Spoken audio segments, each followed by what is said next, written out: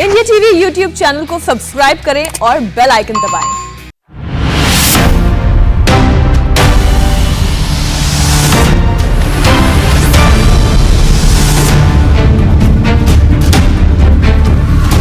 और अब वक्त है सबसे बड़े इलेक्शन शो का। अब की बार किसकी सरकार? हमारी नजर उत्तर प्रदेश और पंजाब की उन खबरों पर जिसका असर होगा 2022 के दंगल पर। देर की सबसे पहले आज की 3 बड़ी खबरें कौन सी है उस पर एक नजर डालते हैं। आज की पहली बड़ी खबर उत्तर प्रदेश से है, जहां पर नाम बदलने की सियासत एक बार फिर जोरों शोरों से दिखाई दे रही है। लेकिन उससे पहले हम आपको बता दें, उत्तर प्रदेश में बीजेपी का मिशन ओबीसी भी इस वक्त चरम पर है। जी हाँ, इस वक्त की बड़ी खबर आपको बता दें, ओबीसी जनगणना को विपक्ष ने सबसे बड़ा एजेंडा बना लिया है। अब इसकी काट के तौर पर बीजेपी ने भी बड़ा प्लान बनाया है। ओबीसी वोटर्स को जोड़ने के लिए बीजेपी कल से एक मेगा प्लान को जमीन पर उतारने का पूरा काम कर रही है। इसकी पूरी खबर हम आपके सामने रखेंगे। आज की दूसरी बड़ी खबर पर भी आइए एक नजर डालते हैं, उत्तर प्रदेश से, जिसका मैं जिक्र कर रही थी। नाम बदलने की सियासत कैसे जोर पकड़ रही है। अब बीजेपी विधायक ने जौनपुर का नाम ऋषि जमदिग्न के नाम पर जमदिग्नपुरम करने की मांग की है। इसके लिए उन्होंने सीएम को चिट्ठी भी लिखी है। चिट्ठी में क्या है, डिटेल से ये पूरी खबर आपके सामने रखेंगे। लेकिन आज की तीसरी बड़ी खबर पर भी एक नजर डालिए। पंजाब कांग्रेस में कलह का नया चैप्टर ओपन हो गया है। जी हाँ, ये जो कलह है, अंदरूनी घमासान है, ये अभी भी जारी है, ये खत्म नहीं हुई है। सिद्धू के करीबी परगट सिंह ने हरीश रावत पर ही निशाना साध दिया। परगट सिंह ने रावत के उस बयान पर ऐतराज जताया जिसमें रावत ने कैप्टन के नेतृत्व में ही अगला चुनाव लड़ने की बात कही थी। तो इस खबर पर भी हमारी नजर रहेगी। लेकिन सबसे पहले आज की बड़ी खबर, ओबीसी क्यों है जरूरी, ये पूरी डिटेल में आपको जानकारी देते हैं। इस वक्त की बड़ी खबर, उत्तर प्रदेश में कल से बीजेपी एक मेगा अभियान शुरू करने जा रही है। ओबीसी वोटर्स को जोड़ने के लिए पूरे उत्तर प्रदेश में कार्यक्रम चलाने जा रही है। कल मेरठ से बीजेपी के ओबीसी कार्यक्रम की शुरुआत होगी। बीजेपी ओबीसी मोर्चा कल मेरठ में इसकी शुरुआत करेगा। कार्यक्रम में केंद्र और राज्य सरकार के ओबीसी मंत्री भी शामिल होंगे। बीजेपी के ये दिग्गज ओबीसी के हक के लिए फैसलों की जानकारी देंगे। केंद्र द्वारा ओबीसी जातियों की सूची का अधिकार राज्यों को देने वाले कानून के बारे में भी बताया जाएगा। कल मेरठ में 2 सितंबर को, अयोध्या में 3 सितंबर को, तो कानपुर में 4 सितंबर को और मथुरा में 8 सितंबर को यह कार्यक्रम किया जाएगा। चलिए ग्राफिक्स के जरिए पूरी जानकारी अब हम आपके सामने रख देते हैं, क्योंकि 18 सितंबर को अयोध्या में एक बड़ी मीटिंग की तैयारी भी है। तो किस तरीके से इसे अंजाम दिया जाएगा, अब हम ग्राफिक्स के जरिए आपके सामने रखते हैं। केंद्रीय गृह मंत्री अमित शाह और सीएम योगी आदित्यनाथ को बुलाने की तैयारी की गई है। कार्यक्रम में गैर यादव ओबीसी पर पूरा फोकस रखा जाएगा। तो 2 सितंबर को अयोध्या में कार्यक्रम होगा, 8 सितंबर को काशी में कार्यक्रम किया जाएगा। मेरठ में कल से ओबीसी कार्यक्रम की शुरुआत हो रही है। ओबीसी वोटर्स को जोड़ने के लिए पूरे उत्तर प्रदेश में यह कार्यक्रम चलाया जाएगा। केंद्र और राज्य के ओबीसी मंत्री इस कार्यक्रम में शामिल होने वाले हैं। ये कार्यक्रम और इसका मकसद, इसकी रूपरेखा क्या है, ज्यादा जानकारी के लिए हम सीधा रुख करते हैं। हमारे संवाददाता आनंद प्रकाश पांडे इस खबर पर जुड़ गए हैं। आनंद, किस तरीके से इस पूरे कार्यक्रम की रूपरेखा तैयार की गई है, एजेंडा क्या है सरकार का? जी देखिए, अगर यूपी की हम बात करें तो यूपी में ओबीसी के वोटर्स लगभग 50% हैं और उसमें से अगर हम गैर यादव ओबीसी वोटर्स की बात करें तो लगभग 35% हैं।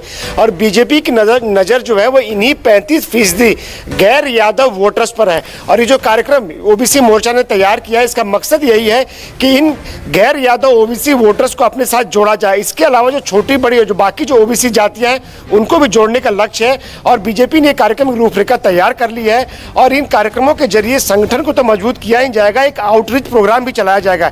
यानी कि ओबीसी समुदाय को यह बताया जाएगा कि केंद्र सरकार ने और प्रदेश सरकार ने क्या क्या फैसले ओबीसी जातियों के हक में लिए हैं। मसलन केंद्र सरकार की जो बात की जाएगी उसमें बताया जाएगा कि राष्ट्रीय पिछड़ा वर्ग आयोग को अगर संवैधानिक दर्जा किसी ने दिया है तो केंद्र की मोदी सरकार ने दिया है। मेडिकल प्रवेश परीक्षा में अगर ओबीसी को कोटा दिया जा रहा है तो वो मोदी सरकार ने दिया है। इसके अलावा ये भी बताया जाएगा कि अभी केंद्र की जो मोदी सरकार है उसमें 27 मंत्री ओबीसी समुदाय से आते हैं। इसके अलावा पिछले 7 जुलाई को जो मोदी सरकार में फेरबदल हुआ था, मंत्रिमंडल फेरबदल हुआ था, उसमें यूपी से 7 मंत्री बनाए गए थे। उसमें भी 3 जो मंत्री है वो ओबीसी समुदाय से आते हैं। तो ये सारी जानकारी ओबीसी समुदाय को दी जाएगी। नज़र यही है कि जो ओबीसी का वोट बैंक है, बीजेपी उसको और कंसोलिडेट करना चाहती है। और इसके अलावा इन तमाम जो बैठकें होंगी, अलग अलग जो तारीखें आपने बताई है, उसमें केंद्र सरकार के जो दिग्गज ओबीसी मंत्री हैं उसमें वो शामिल होंगे। केंद्र सरकार की योजनाएं हैं, जो तमाम फैसले लिए गए उसके बारे में बताएंगे। और एक कार्यक्रम अयोध्या में एक बड़ा कार्यक्रम कराने की तैयारी है।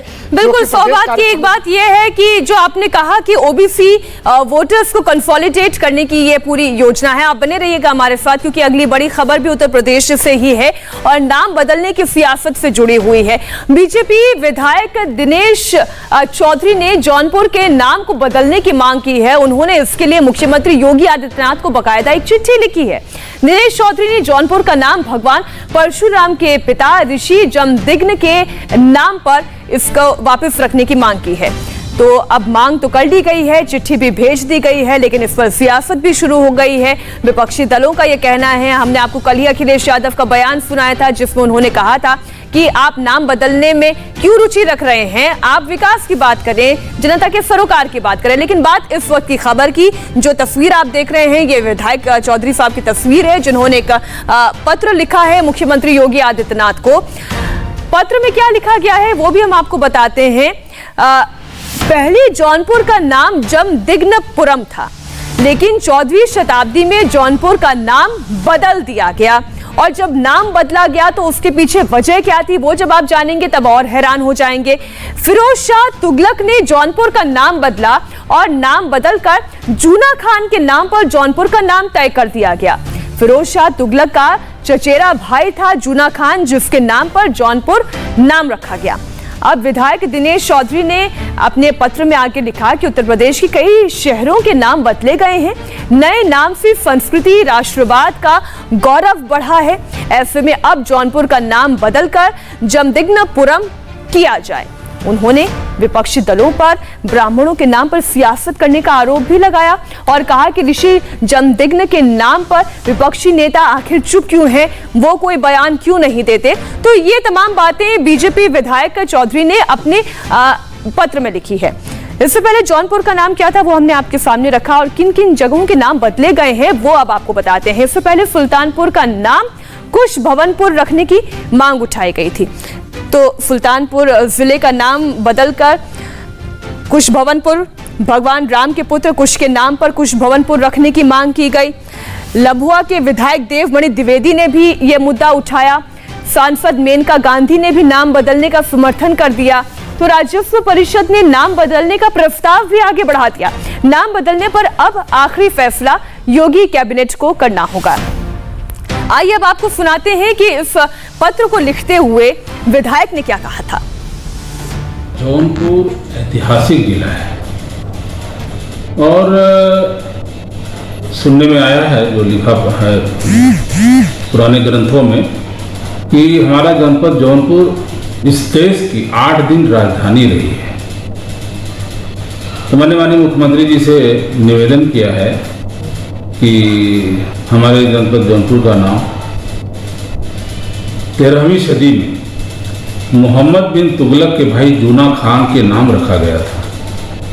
इसके पूर्व शास्त्रों में जमदग्नि उच्चारण में यमदग्नि और नाम इसे जमदग्नि के नाम से जाना जाता था। आज भी जौनपुर में जमैथा नामक स्थान पर महर्षि जमदग्नि और उनकी पत्नी रेणुका के नाम पर आश्रम है। हमारी सहयोगी रुचि कुमार अब इस खबर पर जुड़ गई हैं। ये नाम बदलने की जो कड़ी है ये खत्म होने का नाम ही नहीं ले रही है, जिसका सिलसिला प्रयागराज से शुरू हुआ था। अब इस कड़ी में एक और नाम जमदग्निपुर, अब देखिए गलत मैं ले सकती हूँ क्योंकि आदत जौनपुर लेने की है। तो रुचि अब आप ये बताइए कि विधायक ने अपनी पेशकश तो आगे बढ़ा दी है, इस पर कोई फैसला भी लिया जाएगा?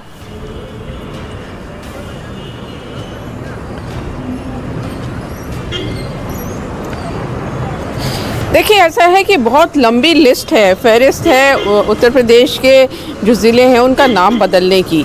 तो अब वो लंबा प्रोसेस होता है। वो जैसे रेवेन्यू बोर्ड पे हमने देखा कि सुल्तानपुर के डीएम ने सिफारिश की थी, फिर रेवेन्यू बोर्ड ने उस पर पूरे गेजेटियर्स पे सब चेक वेक किया, उसके बाद सरकार को भेजा है। तो आप एक पूरी लिस्ट देखेंगी तो मिर्ज़ापुर है, गाज़ीपुर है, शाहजहाँपुर है, अलीगढ़ है, फिरोज़ाबाद है, मैनपुरी है, बस्ती है, संभल है, ये सारे ज़िले हैं जिनका नाम बदलने की मांग उठ रही है। करीब 1 दर्जन ऐसे ज़िले हैं और इनमें से ज़्यादातर ज़िलों में जो लोग नाम बदलने की मांग कर रहे हैं उनका कहना है कि ये मुग़लों के टाइम पर ये नाम रखे गए थे और इनके नाम बदले जाएँ।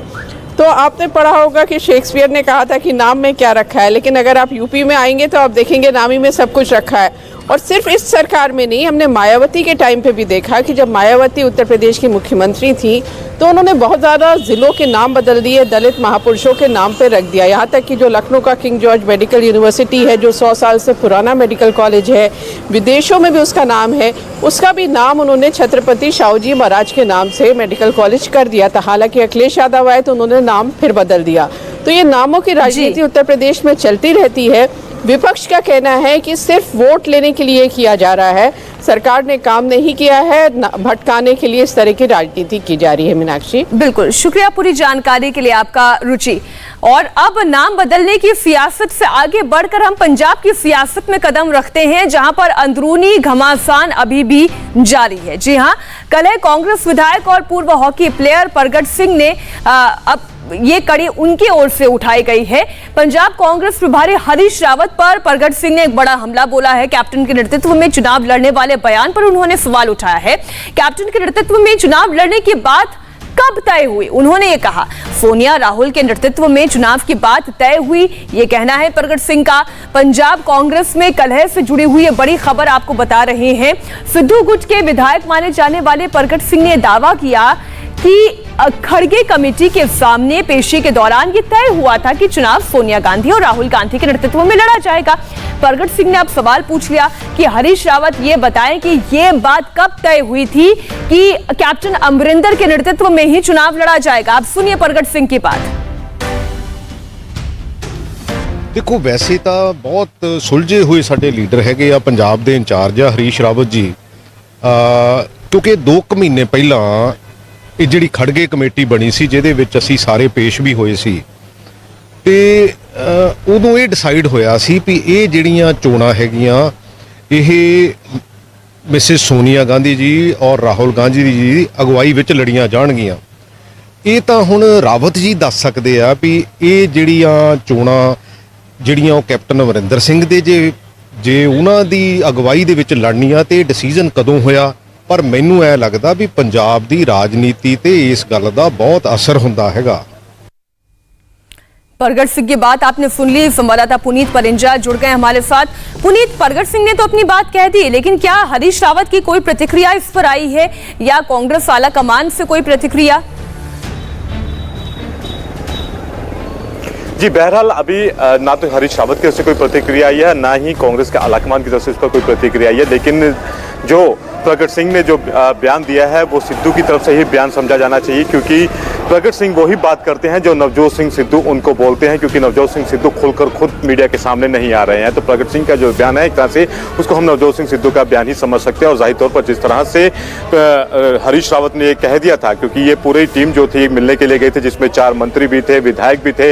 जब देहरादून में मुलाकात हुई तो उसमें उन्होंने साफ तौर पर यह कर दिया था कि 2022 के जो इलेक्शन है वो कैप्टन अमरिंदर सिंह के नेतृत्व में होंगे। और अब हरीश रावत पर ही सवालिया निशान लगा रहे हैं। और हरीश रावत को भेजा था आला कमान की तरफ से। आला कमान, और जब उनसे पूछा गया कि ईंट से ईंट का जो उन्होंने बात की थी कि ईंट से ईंट का बजा देंगे नवजोत सिंह सिद्धू, उनका भी इशारा भी उनका हरीश रावत की तरफ ही गया था कि हरीश रावत को लेकर उन्होंने ऐसा बयान जो है वो दिया गया है। तो जाहिर तौर पर जितनी भी ये बयानबाजी है ये नवजोत सिंह सिद्धू की ही मानी जा सकती है। और इससे जाहिर तौर पर अभी हम कहें कि पंजाब में सब कुछ ठीक हो गया है तो बिल्कुल ठीक नहीं हुआ है। ये तूफान से पहले की एक शांति के तौर पर हम इसको देख सकते हैं। जी, शुक्रिया पुनीत पूरी जानकारी के लिए आपका। बड़ी खबर मायावती की पार्टी बीएसपी से भी जुड़ी हुई, इसमें कैसे अखिलेश यादव ने सेंध लगाई है, पूरी खबर डिटेल के साथ एक छोटे से ब्रेक के बाद।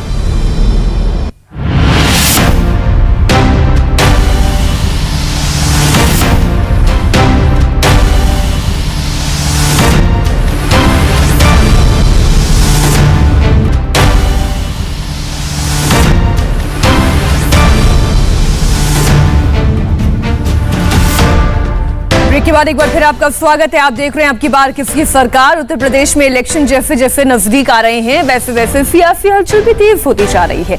समाजवादी पार्टी अध्यक्ष अखिलेश यादव ने बीएसपी से नाराज चल रहे कद्दावर नेता सुखदेव राजभर से मुलाकात की, तब उनके बहन जी से नाता तोड़ने की अटकलें तेज हो गई हैं। अखिलेश यादव ने 5 बार के विधायक सुखदेव राजभर से मुलाकात की। समाजवादी पार्टी के अध्यक्ष बीमार चल रहे सुखदेव राजभर से मुलाकात करने पहुंचे। इसके बाद से सुखदेव राजभर के बीएसपी छोड़ने की अटकल तेज हो गई है। सुखदेव राजभर से एसपी ज्वाइन करने के कयास लगाए जा रहे हैं और सुखदेव राजभर बीएसपी सुप्रीमो मायावती से बीते दिनों नाराज भी चल रहे थे। उन्होंने अखिलेश यादव मायावती को एक चिट्ठी भी लिखी थी। राजभर ने बीएसपी को मिशन से भटकी हुई पार्टी बताया था। राजभर ने पार्टी में स्वार्थी लोगों का दबदबा होने की बात कही थी। उन्होंने चिट्ठी में अखिलेश की तारीफ भी की थी और उन्हें उत्तर प्रदेश का भविष्य बताया था। अब आपको बताते हैं सुखदेव राजभर कौन है। उत्तर प्रदेश के कद्दावर नेता के तौर पर जाने जाते हैं। 5 बार से अपने क्षेत्र से विधायक रहे हैं। वो अभी आजमगढ़ के दीदारगंज से विधायक हैं। उत्तर प्रदेश सरकार में कई बार मंत्री के तौर पर जिम्मेदारी संभाल चुके हैं। यूपी विधानसभा के पूर्व स्पीकर भी रहे हैं। बीएसपी के संस्थापकों में शामिल रहे हैं। राजभर समाज में उनकी गहरी पैठ मानी जाती है।